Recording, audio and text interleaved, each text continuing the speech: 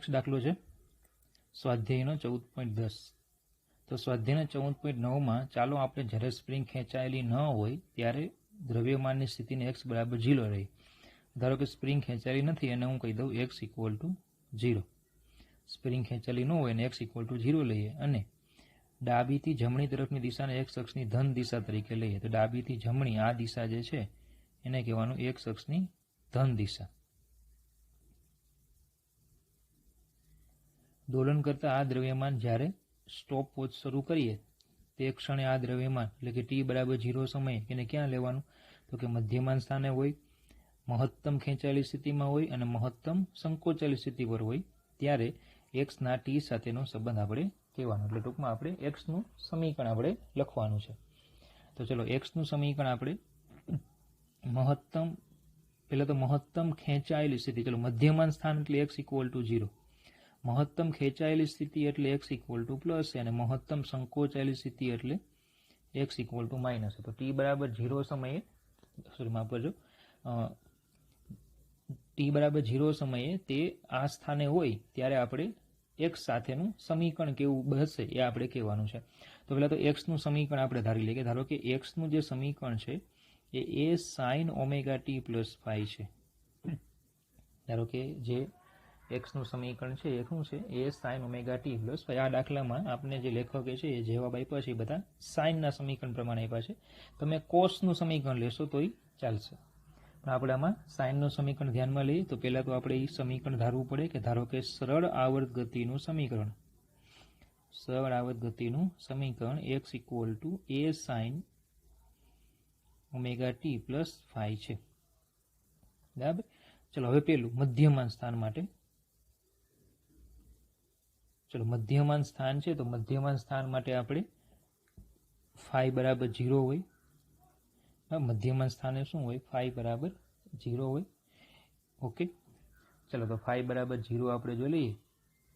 તો x બરાબર કંપ વિસ્તાર. તો ચલો કંપ વિસ્તાર તમને સ્વાધ્યાયનો 14.9 હતો ને એમાં તમને કંપ વિસ્તાર આપ્યો હતો કે ભાઈ 2 સેન્ટીમીટર છે. તો એ 2 સેન્ટીમીટર જે છે એનો આપણે અહીંયા ઉપયોગ કરવાનો છે. સેકન્ડ, એમાં આપણને ઓમેગા પણ મળ્યા હતા 20 રેડિયન સેકન્ડ ઇનવર્સ. તો એનો અહીંયા આપણે ઉપયોગ થશે.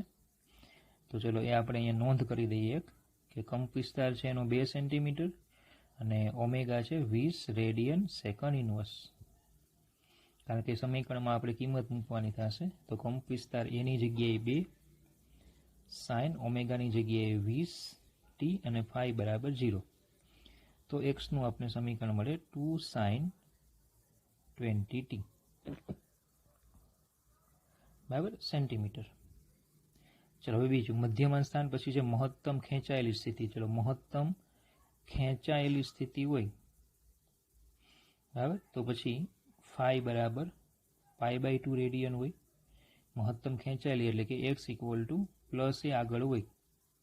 મહત્તમ ખેંચાયેલી સ્થિતિમાં તેનો મતલબ કે ફાઈ બરાબર π/2 રેડિયન હોય. તો x ઇક્વલ ટુ ચલો એની જગ્યાએ 2 sin 20t પ્લસ π/2. તો x ઇક્વલ ચલો sin π/2 પ્લસ થીટા. π/2 નો ગુણાકાર એટલે સાઇનનું કોસમાં રૂપાંતર, ખૂણો હોય તે બેઠો અને π/2 પ્લસ તમે કરો π/2 પ્લસ એટલે બીજું ચરણ. તો OLSTC પ્રમાણે સાઇન છે કેવા? ધન. એટલે આ તમારો જવાબ થઈ ગયો સેન્ટીમીટર. અને ત્રીજું છે મહત્તમ સંકોચાયેલી, મહત્તમ સંકોચાયેલી સ્થિતિ.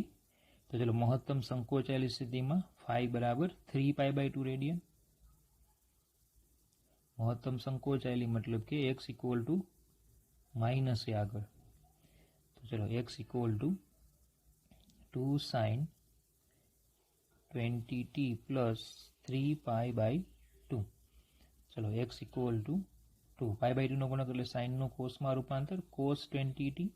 ચલો આ અહીંયા π/2 આવે તો અહીંયા 3π/2 આવે. 3π/2 પ્લસ કરો એટલે ચોથા ચણમાં કોસ કેવા? ધન. તો સાઇન ઋણ મતલબ કે અહીંયા આગળ માઇનસ આવશે સેન્ટીમીટર. તો ચલો આ થઈ ગયા આપણા ત્રણેય સમીકરણ. બીજું તમને સાથે આમાં એ પૂછ્યું હતું કે સરળ આવર્ત ગતિ માટેના આ વિધેયમાં આવૃત્તિ, કંપ વિસ્તાર અને પ્રારંભિક કળા એકબીજા કરતાં કેવી રીતે અલગ પડે છે. તો સીધી વાત છે કે આવૃત્તિ અને કંપ વિસ્તાર તો સમાન જ છે. 3 સમીકરણમાં જો કંપ વિસ્તાર તો સેમ છે અને આવૃત્તિ પણ સેમ છે, કારણ કે ઓમેગા સમાન છે. બરાબર. પણ પ્રારંભિક કળા કેવી છે? અલગ અલગ છે. કારણ કે આ મધ્યમાન સ્થાન છે તો phi બરાબર 0 છે. આ ખેંચાયેલી સ્થિતિમાં π/2 છે. સંકોચાયેલી સ્થિતિમાં 3π/2 છે. બરાબર. મતલબ કે ત્રણેયમાં પ્રારંભિક કળા છે એ કેવી છે? અલગ અલગ છે. બરાબર. ચલો, તો આપણે એવું કહી શકીએ કે કંપ વિસ્તાર અને આવૃત્તિ સમાન છે. કંપ વિસ્તાર અને આવૃત્તિ સમાન છે, પરંતુ પ્રારંભિક કળા અલગ અલગ છે. કંપ વિસ્તાર અને આવૃત્તિ સમાન છે, પણ પ્રારંભિક કળા કેવી છે? અલગ અલગ છે. ઓકે, ચાલો 11મો દાખલો લઈએ. આકૃતિઓ બે વર્તુળમય ગતિ દર્શાવે છે. તમને આકૃતિ આપી છે, એમાં બે વર્તુળમય ગતિ છે. પ્રત્યેક આકૃતિમાં વર્તુળની ત્રિજ્યા, પરિભ્રમણનો આવર્તકાળ, પ્રારંભિક સ્થિતિ અને પરિભ્રમણની દિશા એટલે કે ઘડિયાળના કાંટાની દિશામાં કે વિરુદ્ધ દિશામાં દર્શાવેલી છે. દરેક કિસ્સામાં પરિભ્રમણ કરતા કણ પીના ત્રિજ્યા સદિશના એક્સ પ્રક્ષેપને અનુરૂપ સરળ આવર્ત ગતિ મેળવો. તો એક્સ પ્રક્ષેપના આપણે સૂત્ર મેળવવાના છે. બરાબર. ચાલો, આવો દાખલો આપણે આગળ ઉદાહરણમાં પણ કરેલો છે. એક એક આકૃતિ ધ્યાનમાં લઈએ. તો પહેલાં તો આ આકૃતિ આપણને આપી છે, પહેલી આકૃતિ. બરાબર. તો આકૃતિ ઉપરથી આપણને કેટલી માહિતી મળે? પહેલાં તો આપણે એ લખવી પડે કે આકૃતિ ઉપરથી એક તો જો આપણને આવર્તકાળ આપ્યો છે 2 સેકન્ડ, તો એના પરથી આપણને ઓમેગા મળશે 2π/t, એટલે 2π/2 એટલે પાઈ રેડિયન સેકન્ડ ઇનવર્સ. બીજું 3 સેમી એ કંપ વિસ્તાર છે, તો એ બરાબર આપણને આપ્યો છે 3 સેમી. અને ગતિની શરૂઆતમાં t બરાબર 0 અહીંયા આપ્યા છે. બરાબર, આ જગ્યાએ છે. મતલબ કે ગતિની શરૂઆત અહીંયાથી થાય છે. તો જો ત્યાંથી ગતિની શરૂઆત થાય તો phi બરાબર 3π/2 રેડિયન હોય. બરાબર. તો ચાલો હવે એક્સનું સમીકરણ લખી નાખવાનું. એક્સ બરાબર a cos. ચલો હવે જો દિશા બોલો આ છે, એટલે જો આ દિશામાં જાય તો ખૂણો ઘટે તો પછી phi માઇનસ ઓમેગા ટી લેવાનું, એવું કીધેલું તમને. જો ખૂણો ઘટે તો phi માઇનસ ઓમેગા ટી લેવાનું. બસ આમાં કિંમત મૂકવાની. તો 3 cos phi બરાબર 3π/2, ઓમેગાની જગ્યાએ પાઈ ટી. બરાબર. ચલો હવે π/2 નો ગુણક છે એટલે વિધેય ફરે, તો કોસનું સાઇન. 3π/2 માઇનસ છે તો કોસનું સાઇન. ચલો 3π/2 માઇનસ કરશું એટલે ઓલ એસ ટીસી ના નિયમ પ્રમાણે ત્રીજું ચરણ આવશે. તો tan ધન હોય, કોસ ઋણ હોય એટલે અહીં માઇનસ આવશે. તો ફાઇનલ જવાબ થશે x = -3 sin πt centimetre. -3 sin πt centimetre. તો ઇઝી દાખલો છે. હજુ પણ એક આપણે આપ્યો છે, જો ચલો પહેલાં તો કેટલી બાબતો? તો કે અહીંયા ટી આપ્યો છે, ટી બરાબર 4 સેકન્ડ, તો ઓમેગા બરાબર 2π/t એટલે 2π/4 એટલે π/2 રેડિયન સેકન્ડ ઇનવર્સ. બરાબર. ચલો કંપ વિસ્તાર એ બરાબર 2 મીટર છે આમાં. ચલો ટી બરાબર 0 સમય અહીંયા આપ્યું છે, એટલે ગતિની શરૂઆત થઈ છે. phi બરાબર અહીંયા ખૂણો આવશે પાઈ. બરાબર. અને આ દિશામાં જાય છે એટલે ખૂણો કેવો થાય? વધે. આ દિશામાં જાય છે એટલે ખૂણો વધે. એટલે ચલો સમીકરણ આવશે x = a cos omega t minus phi, a cos omega t માપજો પ્લસ phi. તો x = 2 cos. ચલો ઓમેગાનું સમીકરણ છે, ઓમેગા છે π/2 t પ્લસ phi બરાબર પાઈ. ચલો x = 2. હવે પાઈનો ગુણક હોય તો કોસનું કોસ જ રહીએ, એટલે cos π/2 t. બરાબર. અને ઓલેસ્ટીસના નિયમ પ્રમાણે ઓલ એસ ટીસી tan ધન હોય, કોસ ઋણ હોય એટલે આગળ માઇનસ આવશે. તો x = -2 cos π/2 t. ચલો બીજું આપણને અહીંયા એવું લખેલું કે આપણે આ વર્તુળમય ગતિ માટે એક્સ પ્રક્ષેપનું સૂત્ર લખવાનું છે. એટલે એક્સ પ્રક્ષેપ કીધું હોય તો ફરજિયાત તમારે a cos omega T plus or minus phi વાળું સૂત્ર જ લેવું પડે. એટલે આપણે એ જ સૂત્રો લઈને દાખલો ગણ્યો છે. બરાબર. તો ચલો આ થઈ ગયું ફાઇનલ સૂત્ર આપણું, -2 cos π/2 t મીટર. ચલો નેક્સ્ટ દાખલો છે. નીચેની પ્રત્યેક સરળાવત ગતિ માટે અનુરૂપ સંદર્ભ વર્તુળ દોરો. હવે આમાં ઊંધું છે. આગળના દાખલામાં વર્તુળ આપણને આપ્યું હતું, એમાં ઉપરથી આપણે દાખલો ગણ્યો. હવે આમાં તમને વર્તુળ ઉપરથી સમીકરણ મળ્યું. હવે આમાં આપણને સમીકરણ આપ્યું છે, એના પરથી વર્તુળ દોરવાનું છે, સંદર્ભ વર્તુળ દોરવાનું. કર્ણનું પ્રારંભિક સ્થાન t બરાબર 0 સ્થાન, વર્તુળની ત્રિજ્યા અને ભ્રમણ ગતિ કરતા કર્ણની કોણીય ઝડપ એમાં આપણે બતાવવાની. સરળતા માટે ભ્રમણની દિશાને દરેક કિસ્સામાં ઘડિયાળના કાંટાની ગતિની વિરુદ્ધ દિશા માટે વિષમઘડી દિશામાં લેવાની છે. તો ચલો પહેલાં તો આ સમીકરણ આપણને આપ્યું છે. હવે પહેલું તમારે શું કરવાનું છે કે આપણને જે સમીકરણ આપ્યું હોય, બરાબર, એ સમીકરણને આપણે x = a cos omega T plus ફાઈના સ્વરૂપમાં લાવવું પડશે. પછી તમે વર્તુળ જે છે એ દોરી શકશો. તો ચલો આપણને જે સમીકરણ આપ્યું છે x = -2 sin 3t પ્લસ π/3. તો પહેલાં તો આગળ માઇનસ તો છે જ નહીં, એટલે માઇનસ કાઢવા પડે. જો માઇનસ કાઢીએ તો પછી આગળ આપણે આને રૂપાંતર કરવું પડશે. તો ચલો માઇનસ ક્યાં નીકળે? તમે π/2 પ્લસ કરશો તો માઇનસ નીકળે, કારણ કે બરાબર cos π/2 પ્લસ થીટા કરું હું, cos π/2 પ્લસ થીટા તમે કરો એટલે માઇનસ સાઇન થીટા થઈ જાય. π/2 પ્લસ થીટા તમે કરશો એટલે માઇનસ સાઇન થીટા થાય. બરાબર. તો જાણે કે આને તમે થીટા કહી દો એટલે આ લખાશે x =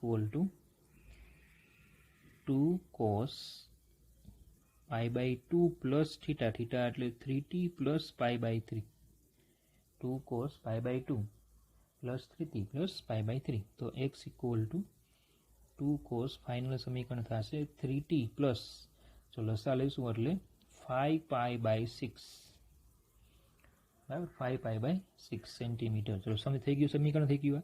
તો ચલો હવે આ સમીકરણ ઉપરથી બોલો. પહેલાં તો કંપ વિસ્તાર આપણને મળે 2, પછી ઓમેગા બરાબર 3, ઓમેગા ટી હોય રેડિયન સેકન્ડ ઇનવર્સ, અને ફાઈ બરાબર મળશે આપણને 5π/6. હવે 5π/6 એટલે કેટલો ખૂણો? તો કે જો પાઈની જગ્યાએ 180 મૂકી દો, એનો મતલબ કે 150 ડિગ્રીના ખૂણે એમ. ચલો હવે આને અનુરૂપ આપણે દોરવાનું છે વર્તુળ. તો આ થઈ ગયું આપણું વર્તુળ, આ થઈ ગઈ આપણી અક્ષ. ચાલો હવે એ આપણે કોણ ક્યાં હશે એને આપણે રજૂ કરવાનો છે. ઓકે, ચલો આ x અક્ષ, આ y અક્ષ. ચલો કંપ વિસ્તાર 2 સેમી એટલે અહીંયા લખી નાખવાના 2 સેમી. ઓમેગા બરાબર 3, બરાબર, તો ઓમેગા અહીંયા લખી નાખવાનો કે 3 રેડિયન સેકન્ડ ઇનવર્સ. જો આપણે કીધું છે વર્તુળમાં કેટલું બતાવવાનું આપણે, તો કે સ્થાન બતાવવાનું, એક પછી ત્રિજ્યા બતાવવાની અને કોણીય ઝડપ. હવે ચલો ખાલી સ્થાન રીત તો 150 ડિગ્રીએ બતાવવાનું. 150નો ખૂણો એટલે અહીંયા આવશે, એટલે અહીંયા આપણે p લખી શકીએ અને ત્યાં t બરાબર 0. અને કીધું જ છે કે ભાઈ વિષમ ઘડી દિશામાં બધા બતાવવાના છે. તો આ થઈ ગઈ આખી આકૃતિ. આ જે ખૂણો બતાવી દેવાનો 3π/6, જે ખૂણો છે એ કેટલો છે? 3π/6, બરાબર. તો આ રીતે તમારે દાખલા ગણવાના છે. તો સમીકરણ ઉપરથી તમને આ રીતે વર્તુળ મળે. હજુ એક લઈએ જો છે x = cos π/6 - t. ઓકે, તો સમજો આ દાખલો તો બહુ ઇઝી થઈ ગયો, કારણ કે આમાં તો તમારે રૂપાંતર કરવા જેવું જ નથી. તો x = cos π/6 - t આપ્યું છે, તો x = cos t - π/6 આવું પણ તમે લખી શકો, કારણ કે cos - θ = cos θ. કોસમાં તમે ચિહ્નો બદલાવો, કંઈ ફરક પડતો નથી. તો ચલો આના પરથી બોલો કંપ વિસ્તાર કેટલો? તો કે આગળ 1 કહેવાય એટલે કે 1 સેન્ટીમીટર. ઓમેગા કેટલા? તો કે 1 રેડિયન સેકન્ડ ઇનવર્સ. અને ફાઈ કેટલા તો કે -π/6. હવે -π/6 બરાબર, -π/6 એટલે તમને આગળ મેં કીધેલું કે 2π -π/6 કરી નાખવાના, એટલે એ થઈ જશે 11π/6, 11 × 180/6 એટલે 330 અંશ. ચાલો તો હવે આપણે વર્તુળ દોરી નાખીએ.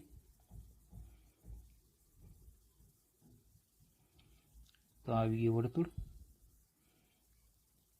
બહુ ઇઝી પડે હું આમાં વર્તુળ દોરવું હોય, બોર્ડ ઉપર મગજમારી થાય, સારું પડે. ચાલો હવે આમાં આપણે બધી વસ્તુ લખી નાખીએ. ચાલો કંપ વિસ્તાર કેટલો 1 semi, omega 1 radian second inverse, અને ફાઈ 330. એટલે 330ના ખૂણે આપણે એને દોરવાનું. તો 330નો ખૂણો બોલો આ ચરણમાં આવશે, એટલે કે અહીંયા પી કહી દેવાનું, આ ટી બરાબર 0, અને વિષમ ઘડીમાં જ ભ્રમણ કરે છે તો કીધું જ છે. તો અહીંયાથી આ જે ખૂણો આવશે એ 330 મતલબ કે 11π/6, આ એક્સ અને આ વાય.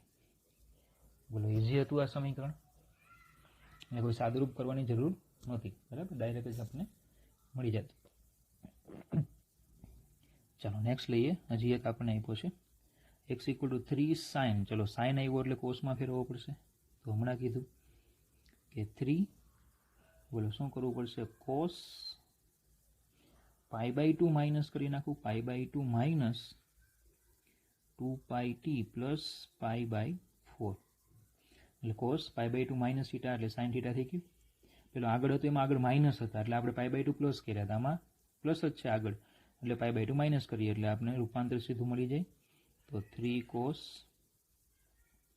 π/2 minus 2πt minus π/4. તો x = 3 cos, ચલો અહીંયા આપણે સાદુરૂપ આપશું એટલે π/4 વધે, π/4 માઇનસ 2πt, એટલે x = આપણે આવું લખી શકીએ cos 2πt માઇનસ π/4, કારણ કે કોસમાં તમે ચેન્જ કરો કંઈ ફરક પડવાનો નથી. તો ચલો આના પરથી કંપ વિસ્તાર કેટલો તો કે 3 સેન્ટીમીટર, ઓમેગા બરાબર 2π, ટીનો સહગુણક ઓમેગા હોય, અને ફાઈ બરાબર -π/4. ચલો -π/4 નો મતલબ 2π -π/4 કરવાનું, હમણાં આગળ કર્યું આપણે, એટલે ફાઈ આપણને મળી જશે 7π/4, અને 7π/4 એટલે કેટલો ખૂણો તો 180, પાઈની જગ્યાએ મૂકી દેવાના એટલે 315 ડિગ્રીનો ખૂણો. ચલો વર્તુળ દોરી દઈએ.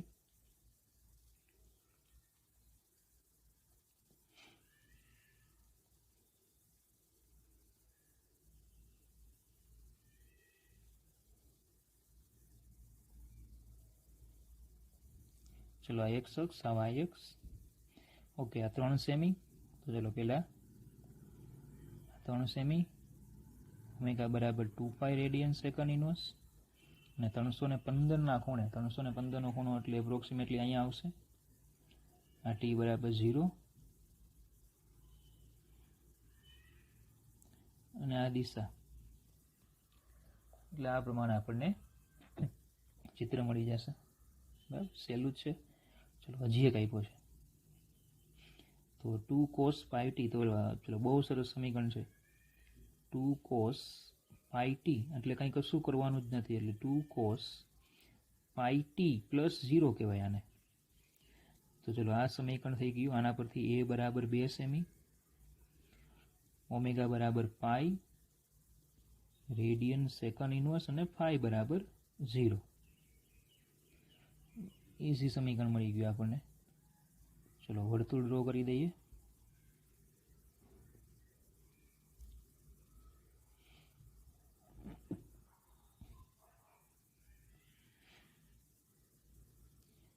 x y. ચલો તો પેલા કંપ વિસ્તાર 2 સેમી, તો અહીંયા 2 સેમી, અહીંયા નીચે ઓમેગા લખી નાખવાના, પાઈ નો લખો તો ચાલે કારણ કે આપણે દાખલામાં તો લખ્યા જ હોય, અને ફાઈ બરાબર 0 એટલે અહીંયા, તો અહીંયા p અહીંયા કરી નાખવાના t બરાબર 0 અને આ દિશામાં જાય છે. તો આ થઈ ગયા ચિત્રો. બોલો વોઇઝી સૂત્રો આપ્યા છે આપણને. તો આપણે બંને પ્રકારના ગણ્યા દાખલાઓ, બરાબર. સૂત્ર ઉપરથી ચિત્ર દોરો, ચિત્ર ઉપરથી સૂત્ર. ચાલો નેક્સ્ટ દાખલો લઈએ.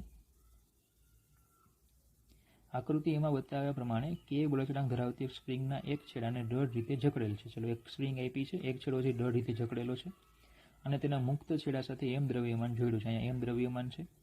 મુક્ત છેડા પર લગાડવામાં આવતું બળ F એ સ્પ્રિંગને ખેંચે છે. આ બળ જે છે એ સ્પ્રિંગને ખેંચે છે. આકૃતિ બીમાં આ જ સ્પ્રિંગના બંને મુક્ત છેડા પર એમ દ્રવ્યમાન છે. હવે આમાં બંને મુક્ત છેડા છે અને બંને જગ્યાએ એમ દળ છે. તો આકૃતિ બીમાંની સ્પ્રિંગના એક છેડાને એક સમાન બળ દ્વારા ખેંચવામાં આવે છે. આને પણ ખેંચવાનું છે. આ બંને કિસ્સામાં સ્પ્રિંગનું મહત્તમ વિસ્તરણ કેટલું, એટલે કે મહત્તમ કેટલી ખેંચાય. જો આકૃતિ એ માનું દ્રવ્યમાન આકૃતિ બી ના બે દ્રવ્યમાનોને જો મુક્ત કરવામાં આવે તો દરેક કિસ્સામાં દોલનનો આવતકાળ કેટલો, મતલબ કે એને ખેંચીને મુક્ત કરો તો આ દોલન કરે તો એનો આવતકાળ કેટલો. સેમ આ જે છે એ બંનેને તમે ખેંચો બહારની તરફ, ખેંચીને મુક્ત કરો એટલે આ પણ દોલનો કરશે, એનો આવતકાળ કેટલો એ આપણે કહેવાનું છે. બરાબર. ચલો પહેલાં તો એથી શરૂઆત કરીએ. તો આકૃતિ એ લઈએ પહેલા. ચલો આકૃતિ એ જે છે એમાં બળ લગાડ્યું આપણે F.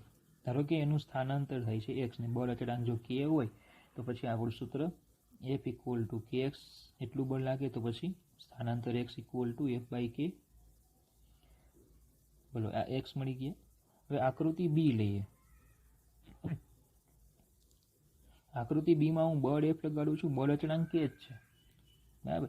પણ હવે સમજો આ સેન્ટર પોઈન્ટથી જો આપણે ગણીએ ને તો આ દળ છે આમ ખેંચાય, આ દળ છે આમ ખેંચાય. બળ તો F જ લગાડ્યું છે, બળ F છે, બળ અચળાંક સેમ છે. એનો મતલબ કે ખેંચાણ પણ સેમ જ થાય, x જ આવે. બંને સ્પ્રિંગ x/2 x/2 જેટલી ખેંચાય, બરાબર. તો પછી આપણે અહીંયા આવું લખી શકશું F = kx જ. તો પછી ખેંચાણ x = F/k. તો બંને જે છે બંનેમાં ખેંચાણ કેટલું થશે, x જેટલું જ થશે. ચલો હવે બીજું કીધું છે કે દોલનનો આવતકાળ ગોતો. તો ચલો સેકન્ડ લઈએ બી. તો પહેલા આકૃતિ એમાં, ચલો આકૃતિ એમાં તો દળ m છે, બળ અચળાંક k, તો આવતકાળ t = 2π√m/k. એટલે આનું કામ તો પૂરું થઈ ગયું. હવે આકૃતિ બીમાં જુઓ. આકૃતિ બીમાં આપણે કીધું છે જે ખેંચાણ છે એ કેવું થાય છે, અડધું થાય છે. તો પછી આપણે k is proportional to 1/L હોય, આ તમારે યાદ રાખવાનું. મતલબ કે જેનો લંબાઈ વધારે હોય એનો બળ અચળાંક ઓછો હોય, જેની લંબાઈ ઓછી હોય ને એનો બળ અચળાંક વધારે હોય. જે સ્પ્રિંગની લંબાઈ ઓછી હોય ને એનો બળ અચળાંક કેવો હોય, વધારે હોય. તો જો લંબાઈ L/2 થાય, અડધી થાય, તો બળ અચળાંક કેવો થાય, 2k થાય, બમણો થશે. તો પછી આવતકાળ t = 2π√, દળ તો એમ જ છે, m/k, ની જગ્યાએ k' કહી દઉં તો t = 2π√, m/k' ની જગ્યાએ 2k. તો પછી આનો આવતકાળ કેટલો થાય, 2π√m/2k. કારણ કે આપણે આવતકાળ માટે એકને જ જોવાનો, ખાલી આ એક જ બ્લોકને તમે જોશો તો એના ભાગમાં તો અડધી સ્પ્રિંગ જ આવે છે, અને અડધી સ્પ્રિંગ આવે તો પછી એનો આવતકાળ કેવો થશે, એનો જે બળ અચળાંક કેવો થાય, બમણો થાય, 2k થાય. ઓકે, તો ઇઝી દાખલો હતો. નેક્સ્ટ છે એક એન્જિનના સિલિન્ડર હેડમાં પિસ્ટન 1 મીટરનો સ્ટોક એટલે તમને સમજાયું છે કંપ વિસ્તાર કરતાં બમણો. સ્ટોકને શું કીધું, કંપ વિસ્તાર કરતાં બમણો. કંપ વિસ્તાર કેટલો હોય, a, એની કરતાં બમણો એટલે 2a. તો 2a = 1 મીટર. એનો મતલબ કે a = 1/2, a = 0.5 મીટર. જો પિસ્ટન 200 રેડિયન પર મીટરની કોણીય આવૃત્તિ, રેડિયન પર મીટર નથી પણ રેડિયન પર મિનિટ છે, એટલે ઓમેગા આપ્યા છે 200 રેડિયન પર મિનિટ ની કોણીય આવૃત્તિ સાથે સળવાળત ગતિ કરે તો મહત્તમ ઝડપ કેટલી, એટલે vm મેળવવાના. ચલો બહુ ઇઝી થઈ ગયું. આ તો vm = a ઓમેગા, તો a.5 ઓમેગા છે 200 એટલે થઈ જશે 100 રેડિયન, માફ કરજો 100 મીટર પર મિનિટ. મિનિટમાં જવાબ છે. સેકન્ડમાં ફેરવો હોય તો ફેરવી શકો, પણ આપણને મિનિટમાં આપ્યો છે. ચાલો નેક્સ્ટ છે. ચલો, ચંદ્રની સપાટી પર ગુરુત્વાકર્ષણને કારણે પ્રવેગ 1.7 મીટર સેકન્ડ ઇનવર્સ છે. તો ચલો, ચંદ્રની સપાટી પર પ્રવેગ, તો મૂન કહી દઈએ એને, 1.7 મીટર સેકન્ડ -2.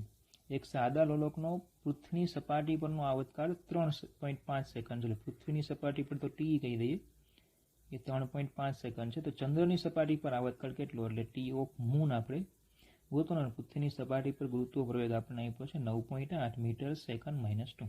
તો બહુ ઇઝી છે. ટી બરાબર 2π √L/g આપણે સૂત્ર ભણી ગયા. તો આના પરથી ટી પ્રપોઝનલ ટુ 1/√g કહેવાય, કારણ કે લંબાઈ તો અચળ છે. તો TM ના છેદમાં TE બરાબર √GE ના છેદમાં GM. એટલે આ આપણને મળી જશે અહીંયા TM ના છેદમાં TM બરાબર ચલો, TE એટલે 3.5, GE એટલે 9.8 અને GM એટલે 1.7. તો TM બરાબર આપણને મળશે 8.403 સેકન્ડ. બરાબર, ઇઝી દાખલો જ હતો. ચલો, નીચેના પ્રશ્નના જવાબ આપો. SHM એટલે સિમ્પલ હાર્મોનિક મોશનમાં કણનો આવતકાળ 2π √m/k છે. એ બળ અચળાંક k અને દ્રવ્યમાન પર આધાર રાખે છે. દેખાય છે દળ છે, k છે, એટલે દ્રવ્યમાન અને દળ ઉપર આધાર રાખે જ છે. 2π √m/k. એક સાદું લોલક લગભગ સરળ આવત ગતિમાં હોય છે, તેમ છતાં શા માટે દોલકનો આવતકાળ દ્રવ્યમાનથી સ્વતંત્ર?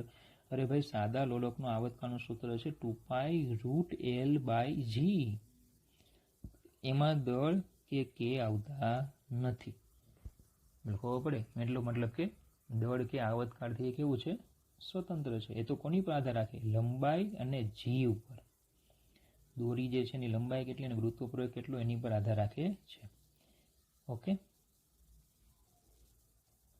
ચાલો, નાના કોણના દોલનો માટે સાદા લોલકની ગતિ લગભગ સરળ આવત છે. કંપનના મોટા ખૂણા માટે વધુ સંલગ્ન વિશ્લેષણ બતાવે છે કે ટી એ 2π √L/g થી મોટો છે.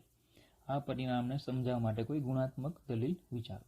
હવે સમજો, નાનો ખૂણો હોય, નાના ખૂણા માટે sine approximately equal to theta હોય, પણ જો ખૂણો મોટો હોય તો પછી સાઇન એ ઇઝ લેસ ધેન થીટા હોય. સાઇનનું મૂલ્ય છે મોટા ખૂણા માટે થીટા કરતાં કેવું હોય, બરાબર, નાનું હોય. સાઇન થીટા એ થીટા કરતાં નાનો હોય. દાખલા તરીકે સાઇન 0 બરાબર 0, પણ સાઇન 90 જે છે એ કેટલો થશે? 1. તો સાઇન 90 જે છે એ મૂલ્ય 1 આવે તો એ 90 કરતાં તો કેવું થાય? નાનું જ થાય ને. સાઇન 90 ઇઝ લેસ ધેન 90 થાય, કારણ કે મૂલ્ય કેટલું આવશે? 1. બરાબર. તો હવે સમજો, આપણે આલ્ફાનું સૂત્ર ભણી ગયા છીએ -mgl/i સાઇન થીટા, સાદા લોલકની થિયરીમાં. બરાબર. એમાં સાઇન થીટા ઘટે એનો મતલબ કે આલ્ફા કેવો થાય? ઘટે. મોટા ખૂણા માટે સાઇનનું મૂલ્ય જે છે એ શું થાય? થીટા કરતાં ઓછું હોય. એટલે આલ્ફા ઘટે ને આલ્ફા ઘટે તો એનો મતલબ કે ઓમેગા બરાબર √L/g. ઓમેગા જે √L/g હતો આપણે જે ખરેખર મળતો તેની કરતાં ઓછો જ મળશે, કારણ કે આપણે આ જે સમીકરણ છે એમાં સાઇન થીટા એપ્રોક્સિમેટલી થીટા કરીને આપણે -mgl/i ઇન્ટુ થીટા કરેલું અને એના પરથી ઓમેગા √g/L લાવેલા, આવતકાળ 2π √L/g લાવેલા. પણ હવે તો સાઇન થીટા તો ઓછો થઈ ગયો, તો ઓમેગા √g/L થી ઓછો આવશે. તો એનો મતલબ કે આવતકાળ એ 2π √L/g થી મોટો થશે, કારણ કે ઓમેગાના આવતકાળ કેવા? વ્યસ્ત પ્રમાણમાં. Omega equal to 2π/t. જો ઓમેગા ઘટે છે એનો મતલબ કે આવતકાળ છે એ 2π √L/g કરતાં કેવો આવશે? મોટો આવશે.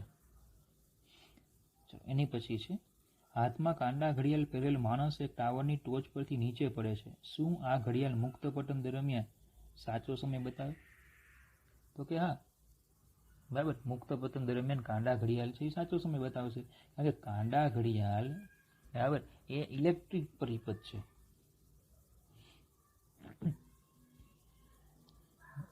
કાંડા ઘડિયાળ શું છે? એ તો ઇલેક્ટ્રિક પરિપથ છે, ખબર પડે. બરાબર, અને પરિણામે શું થશે? ઇલેક્ટ્રિક પરિપથ હોવાને કારણે એને મુક્ત પતનની સાથે કોઈ લેવા દેવા જ નથી, એને પર ગુરુત્વાકર્ષણની અસર જ નહીં થાય. બરાબર, તો આપણે એવું લખી શકીએ કે હા, કાંડા ઘડિયાળમાં સ્પ્રિંગને વડ ચડાવીને, કાંઈને સ્પ્રિંગમાં વડ ચડાવી હોય કાં પછી ઇલેક્ટ્રિક પરિપથ હોય, એના પરથી એ સમય માપે, જે ગુરુત્વ પ્રવેગને કંઈ લેવા દેવા નથી. એટલે કાંડા ઘડિયાળ સાચો સમય જ બતાવશે. આનો જવાબ આવશે હા. તો વાક્યો તમને આપ્યા છે. ચલો નેક્સ્ટ છે, ગુરુત્વાકર્ષણ હેઠળ મુક્ત કરતા કેબિન એટલે લિફ્ટ માં જડિત કરેલ સાદા લોલકની આવૃત્તિ કેટલી? હવે સમજો, એક લિફ્ટ આપણને આપી છે,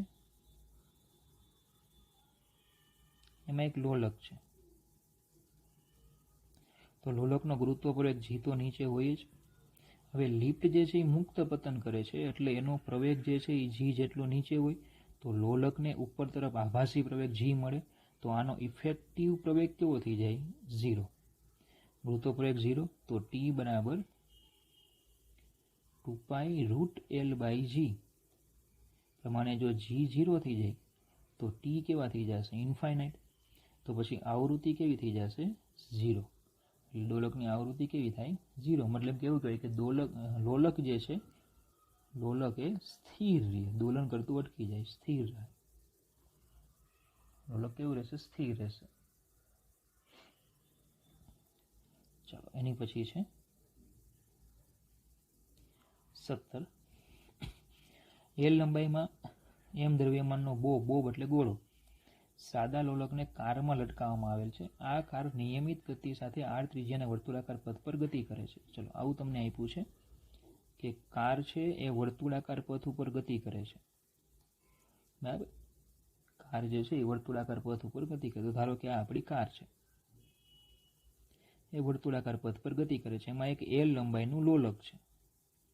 અહીંયા એક લોલક આપ્યો છે, લંબાઈ એની આપી છે એલ, અને જે ગોળો છે એનું દળ એમ છે. આ જે ત્રિજ્યા છે એ ત્રિજ્યા લઈ લઈએ આપણે આર. તો લોલક તેની સંતુલન સ્થાને અનુલક્ષીને ત્રિજ્યાવર્તી દિશામાં નાના દોલન કરે તો આવતકાળ કેટલો હોય? તો આનો આવતકાળ આપણે ગોતવાનો. તો આવતકાળ ટી બરાબર 2π√L/g. પણ હવે લોલક તો વર્તુળમાં ગતિ કરે છે, તો પછી ગુરુત્વ પ્રવેગ જી છે એ ખરેખર લેવો પડે ઇફેક્ટિવ. કારણ કે લોલક ખાલી જો આમ હોત, લોલક જે છે જો આમને મોત સ્થિર હોત આમ, તો પછી એનો પ્રવેગ કેટલો હોય? જી જેટલો હોય. પણ હવે તો લોલક તો છે એ કારમાં છે, ને કાર તો વર્તુળમાં ગતિ કરે છે, તો આપણે એનો અસરકારક પ્રવેગ ગોતવો પડે. તો ચલો આ લોલકના ગોળા ઉપર કયા કયા બળો લાગે? તો કે એક તો જી તો લાગે જ છે, જી જેટલો પ્રવેગ તો એનો નીચે હોય જ, જી જેટલો પ્રવેગ તો નીચે છે જ. પણ બોલો આની પર આભાસી પ્રવેગ આમ લાગશે, ખબર પડે? એ પ્રવેગને હું કહી દઉં v²/r. જે કેન્દ્રગામી પ્રવેગ જેટલો જ હોય એ આભાસી પ્રવેગ લાગશે.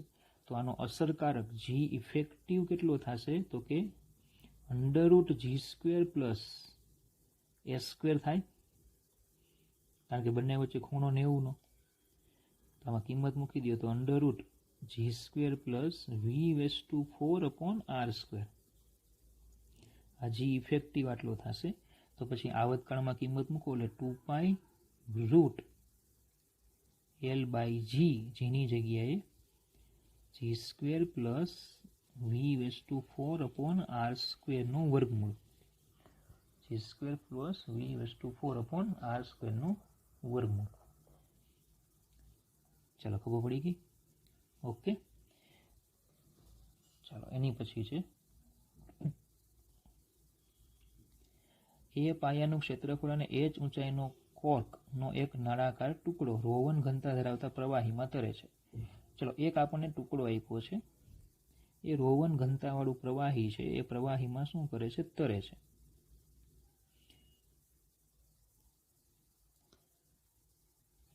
ચાલો તો આડછેદનું ક્ષેત્રફળ એ અને એની ઊંચાઈ એટલે કે ટોટલ લંબાઈ છે h. અલગ કલર લઈએ, સારું લાગે તમને. આ એ અને એની ઊંચાઈ છે h. એ તરે છે અત્યારે, બરાબર, અને તરલની ઘનતા છે ρ1, પ્રવાહીમાં ρ1 ઘનતા પ્રવાહ. આ કોકને સહેજ ડુબાડીને પાછી મુક્ત કરવામાં આવે. હવે એને ડુબાડીને તમે મુક્ત કરો એટલે શું થશે? તમે એને ડુબાડીને મુક્ત કરશો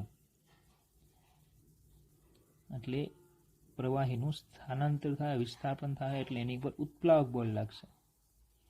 એની પર જે બળ લાગશે ઉત્પ્લાવક બળ, ચાલો એને કંઈક આપણે સ્થાનાંતરિત કર્યો નીચે,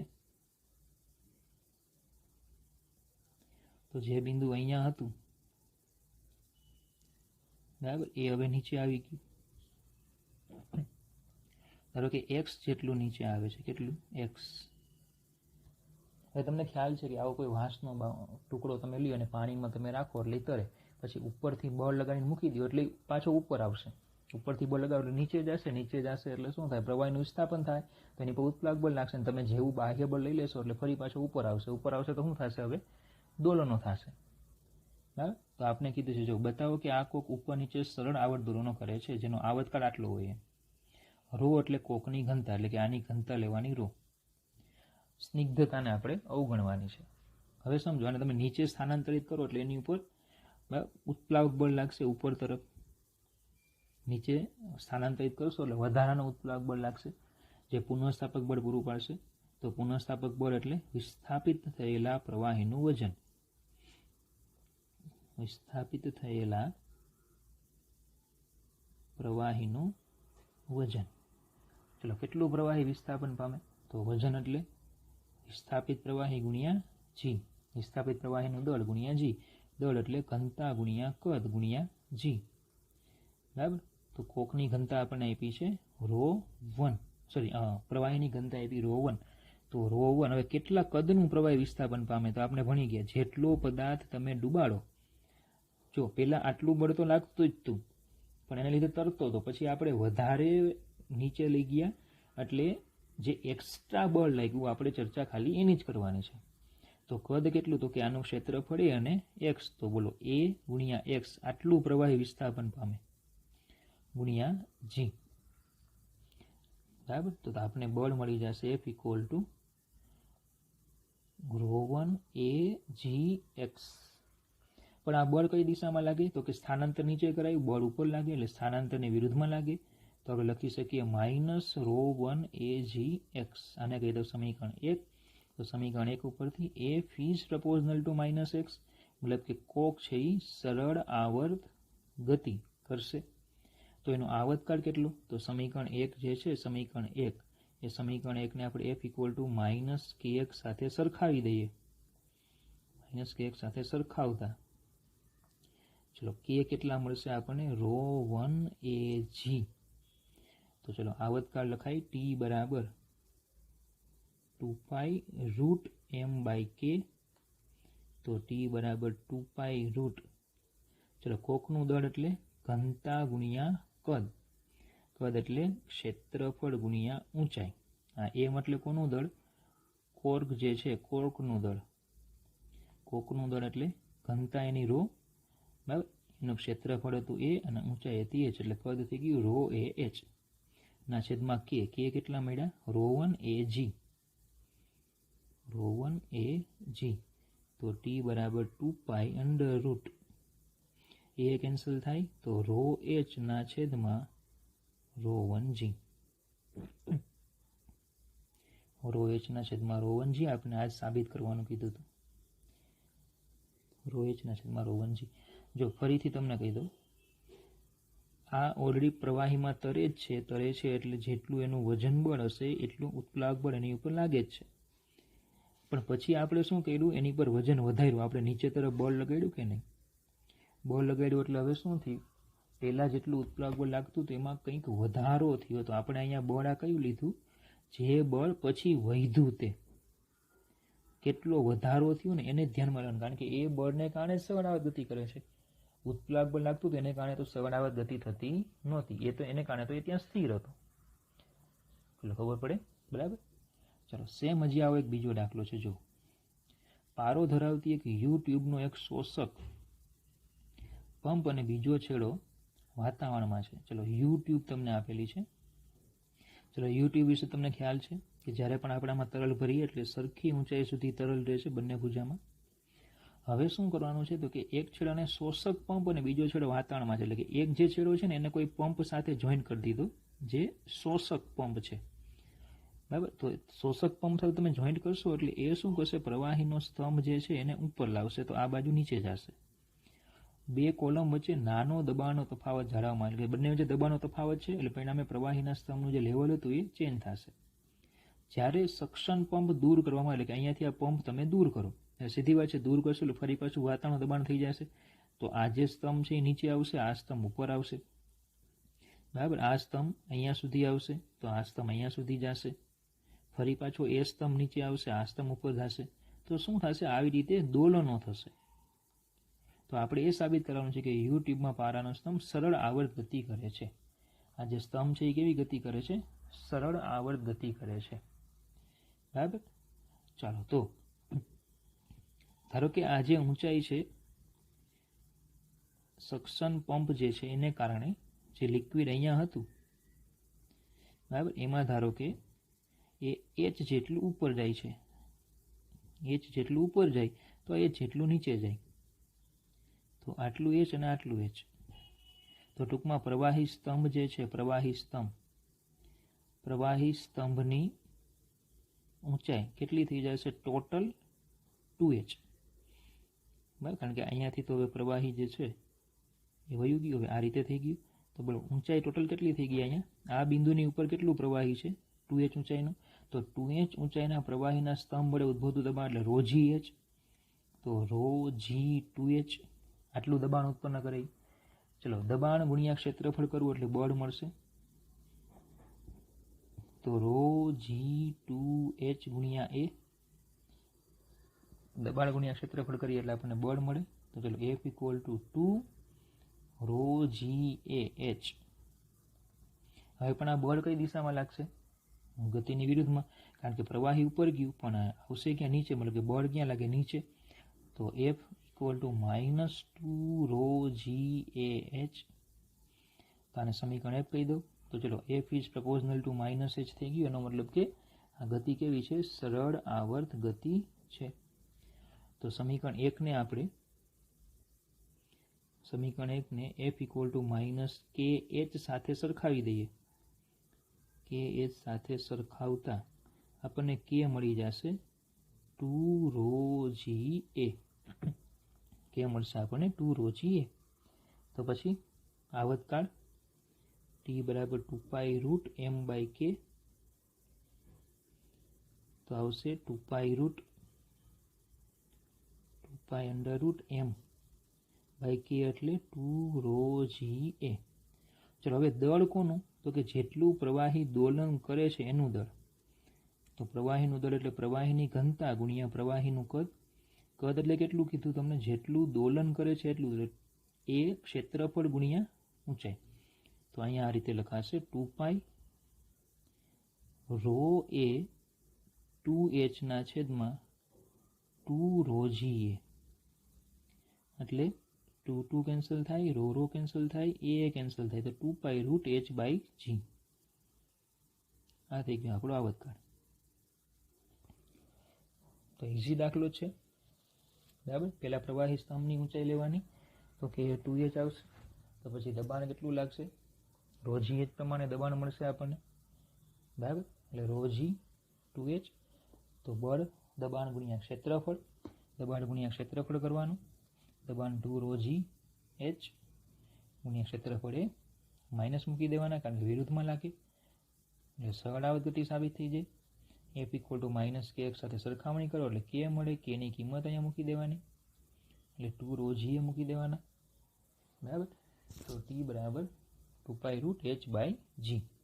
આ પ્રમાણે આપણને, બરાબર, આવર્તકાળ મળી જશે અને ગતિ સરળ આવર્ત ગતિ છે એવું સાબિત થઈ જશે.